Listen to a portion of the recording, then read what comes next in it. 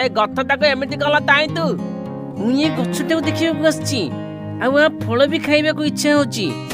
ला ला से गछला फल खाला मते काहे ते फल ठीक लागली। अरे किछि हबनी तू खाली एठी ठिया हेते मु गली आउ आसली।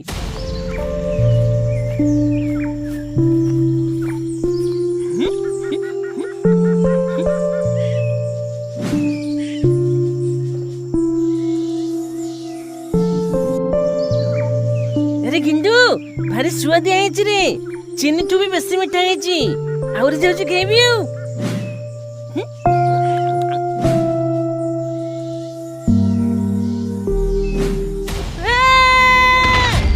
आलो लते कॉल लागिला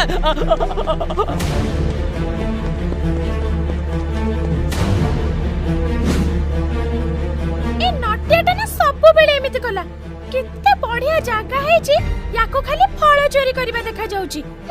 अरे मु तो खाली फल खाइବାକୁ ଆସିଛି बढ़िया मिठा लागुची तुमे जाओ सब बुले के देखो। हां सत्य ना कोन बा आ नटिया हमकु दीटा दउनु दे मो ला थाउ आउ के काई वाली चलो थत्ती के बुला ताऊ घर को पले चलो।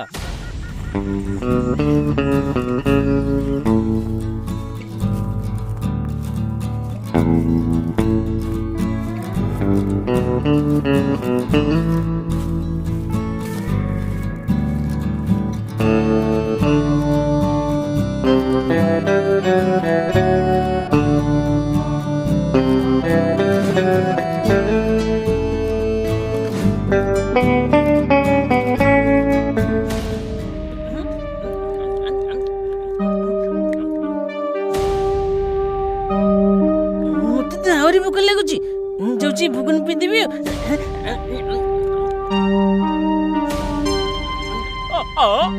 अल ये कल मंदा क्या अथल वाला थब काई दाउती। अरे नटिया कौन है चिकरे तोर मोर पूरा दुकान टा खाई के खाली कर देलु। हौ एबे मोर 1000 टंका काढिलु देलु। मु तो एते टंका आनिनी मते भूख होथिला सेति पे खाउ खाउ खाई देली आउ तमे घर को जाई के बापा के टंका नै जिवो।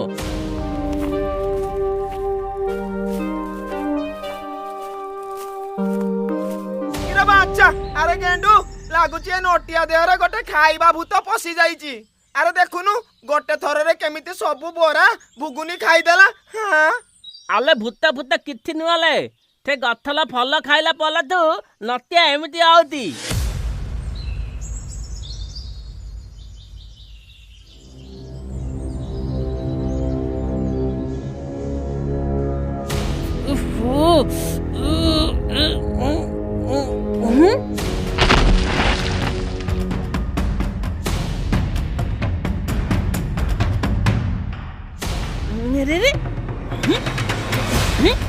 अरे मुझको भारी बननी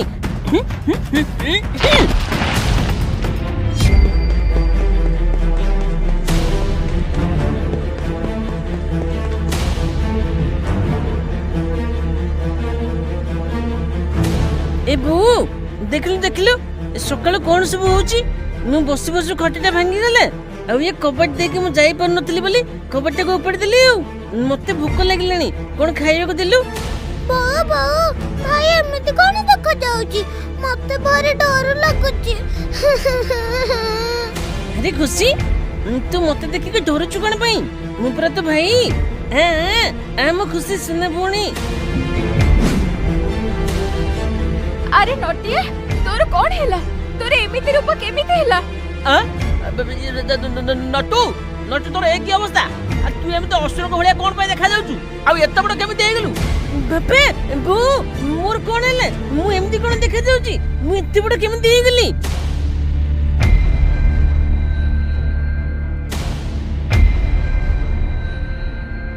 अरे रे मुकुड़े आवरी बड़ होग लागुची मो दांत कोन से मुनिया हे गेले एबे कोन बापे बो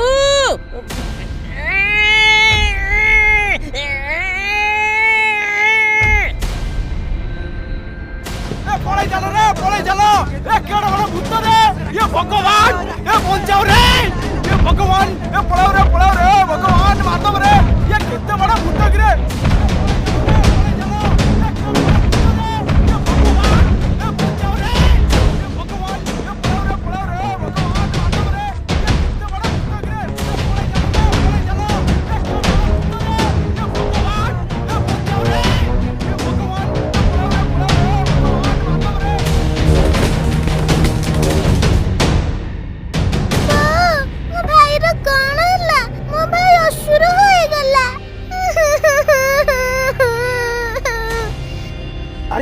नटियाटा किए कि आम गाँव कौन पाई आईची?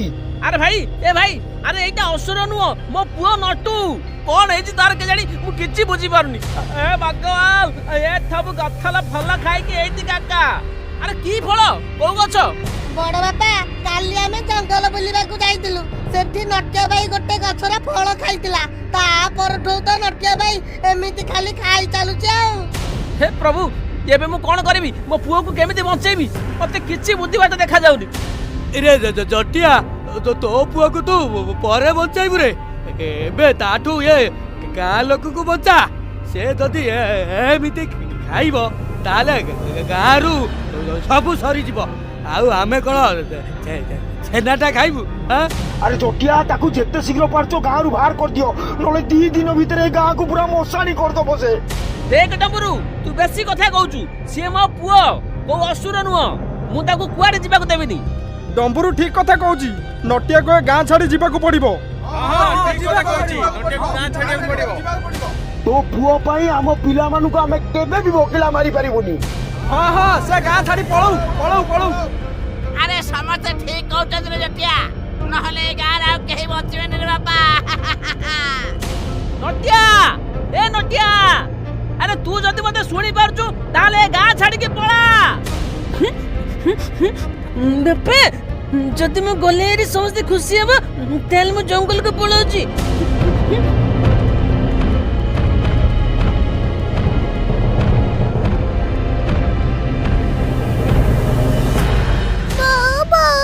भाई कौन आसीबनी हाँ माँ खुशी तो भाई निश्चय आसब एटी तमे टिके जाओ ना मो पुओ पाखक ताको टिके खाइबा को देकी पळै आसीबो। हां मु सबदिन जीवी एबे मु गोटे सकड़े खाइबा नेकी जीवी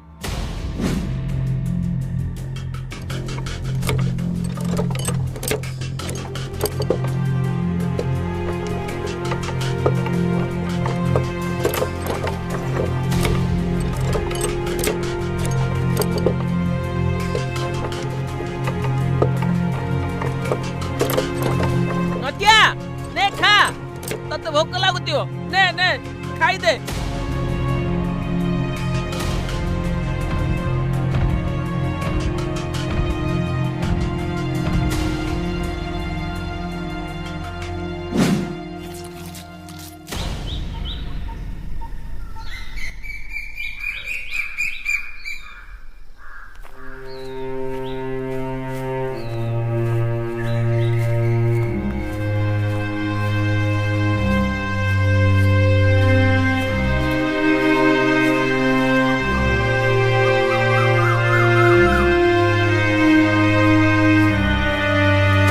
लत्या काला एती एकुटिया बत्ती तू एठू पळे मु तेबे गोटे असुर पलटी जाईची मु संगे कथा होनी आले आमे पला केबे अलगा आपानी बोले कथा आइतिले आ मु तदी एमिति एई दांदी तू कला मते खाली के दाई दात वेली एबे मु कोनी करबी घर लोगन कथा भारी मने पडुची सी मते केते आउ खाइबे को देबे एमिति हेले तो हमर सब संपत्ति बाडी सरी जीवो तू बेटा नाले किति गोटे बात नित्य मिलिबा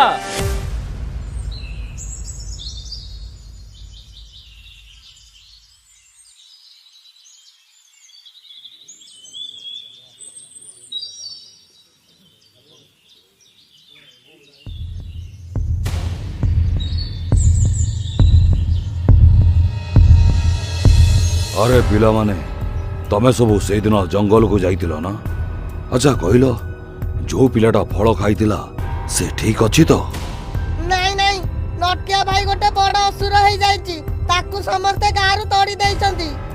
ए प्रभु हाँ? जा भाबितिली सेया हेगला तो नला मो थांगु को आउ कला ठीक कलिया बली सुनो पिला माने आज को प्राय 100 वर्ष तले ए गाँव रे गोटे स्त्री लोक रहउतिला तार गोटे विकलांग पुओटे थिला ताको ठीक करिया पाई से केते पूजा पाठ करिला ता पूजार संतुष्ट हेई भगवान ताको गोटे चारा देले आ कहिले ए गछर फल खाइले ता पुओ ठीक हेइजो किंतु से फलर शक्ति मात्र गोटे दिन पाई रहिबो तेणु से प्रतिदिन मात्र गोटे फल खाइबो जदि कोनोसी व्यक्ति लोभरे गोटे रु अधिक फल खाइबो ताहाले से धीरे धीरे गोटे असुर पालटी जिवो असुर ଆରେ ହେ ଏ ନଟିଆ ତ ଗୋଟେରୁ ଅଧିକ ଫଳ ଖାଇ ଦେଇଛି। ଓହୋ ସେଇଥିପାଇଁ ସେ ଅସୁର ହେଇଯାଇଛି। ଆଉ ତାହେଲେ ଆମେ ତାକୁ ଠିକ୍ କେମିତି କରିବା? ଲୋକ କଥା ଅନୁସାରେ ସେ ପୁଅ ଭିତରେ ଅଧିକ ଫଳ ଖାଇ ଦେଇଥିଲା ଆଉ ଅସୁର ହେଇଯାଇଥିଲା। ଆଉ ଏ ପିଲା ଯଦି ଠିକ ହେବାକୁ ଚାହୁଁଛ ତାହେଲେ ତାକୁ ନିସ୍ୱାର୍ଥ ମନୋଭାବରେ 100 ଲୋକଙ୍କୁ ସାହାଯ୍ୟ କରିବାକୁ ପଡ଼ିବ। ତାପରେ ଯାଇ ସେ ତା ପୂର୍ବ ଅବସ୍ଥାକୁ ଫେରି ପାଇବ। ବୁଝିଲ? ହେଲେ ସେ 100 ଲୋକଙ୍କୁ କେମିତି ସାହାଯ୍ୟ କରିବ? ସବୁ ଠିକ୍ ହେଇଯିବ, ଆମେ ତା ସହ କଥା ହବା।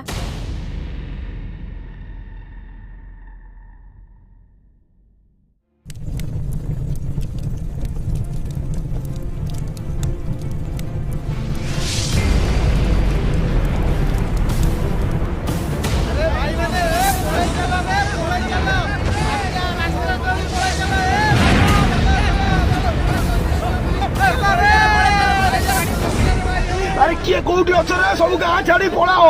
ଆମ ଗାଁକୁ କିଏ ଗୋଟେ ବୁଣି କରିଛି, ନହେଲେ ଆମ ଗାଁରେ ଏମିତି କାହିଁ ଘଟୁଛି? ଆରେ ପଳାଅ ରେ, ସବୁ ପଳାଅ। ହଁ ପରା ଇଏ କେବେ ଭୂତ ଆସୁଛନ୍ତି ତ କେବେ ବନ୍ୟା ହେଇଯାଉଛି, ଆଉ ଏବେ ଆକାଶରୁ ନିଆଁ ବର୍ଷା ହେଲାଣି। ଲାଗୁଛି ଭଗବାନ ଆମ ଉପରେ କୋପ କରିଛନ୍ତି ବୋଧେ।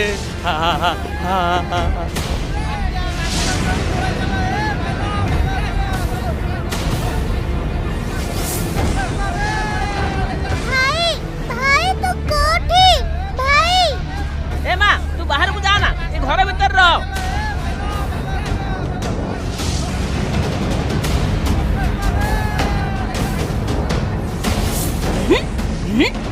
ଆରେ ଇଏ କଣ ଗାଁ ଉପରୁ ଖାଲି ନିଆଁ ଭଳିଆ ପଡୁଛି?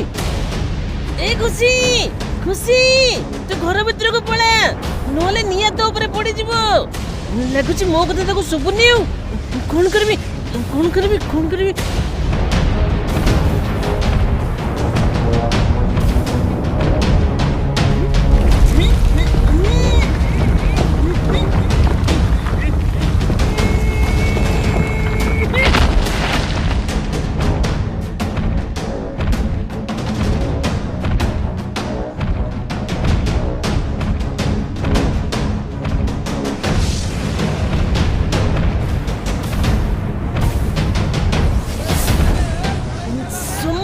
ତଳକୁ ପଳେଇ ଆସ, ଗାଁରେ କିଛି ହବନି।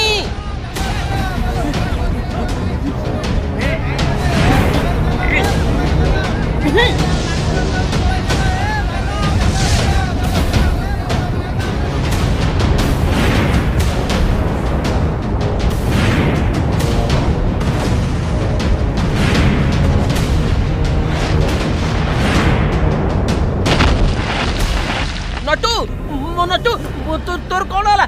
ଆଖି କଲ ନଟୁ ନଟୁ। ଆମେ ପୁରା ତାକୁ ଗାଁରୁ ତଡ଼ି ଦେଇଥିଲେ, ହେଲେ ସେ ଆମ ସମସ୍ତଙ୍କୁ ବଞ୍ଚିବା ପାଇଁ ନିଜ ଜୀବନ ଦେଇଥିଲା। ସବୁ ଉଲ୍କାମାଡ଼ ନିଜ ଦେହରେ ଖାଇଲା, ବୁଝିଲ? ଆଉ ପାହାଡ଼କୁ ବି ନିଜ ହାତରେ ସେ ଧରିକି ରହିଲା। ଆଉ ହଁ ପରା, ସେ ନିଜ ଜୀବନ ଦେଇକିରି 100 ଜୀବନ ବଞ୍ଚେଇଲା ରେ ବାପା। କାଲା 100 ଦଲକୁ ବଞ୍ଚେଇ ଦେଲା। ଲତିଆ ଉତଲା ଲତିଆ ଉତ, ମୁଁ ତ ତାଙ୍କ ଗେଣ୍ଡୁ କହୁଛି। ଉତ ଲତିଆ ଉତ ଉତ। ଲତିଆ ତୁ ଠିକ ହେଇଗଲା, ମୋ ସାଙ୍ଗ ଠିକ ହେଇଗଲା, ମୋ ସାଙ୍ଗ ଠିକ ହେଇଗଲା। ମୁଁ ଠିକ ହେଇଗଲି? ହଁ ହଁ ଗେଣ୍ଡୁ, ମୁଁ ଠିକ ହେଇଗଲି, କିନ୍ତୁ କେମିତି ହେଲି ମୁଁ ନିଜେ ଜାଣିପାରିଲିନି। ଯା ହଉ ମୋ ପୁଅ ଠିକ ହେଇଗଲା, ସେଇଥିପାଇଁ ଠାକୁରଙ୍କୁ ବହୁତ ବହୁତ ଧନ୍ୟବାଦ। ଭାଇ ଭାଇ ତୁ ଭଲ ହେଇଗଲୁ, ତୁ ମତେ କଥା ଦେ, ତୁ ଆଉ କେବେ ଅଜଣା ଫଳ ଖାଇବୁନି। ନା ଖୁସି, ମୁଁ ଆଉ କେବେ ବି କୋଉ ଅଜଣା ଫଳ ଖାଇବିନି। ମୋ ନଟୁ।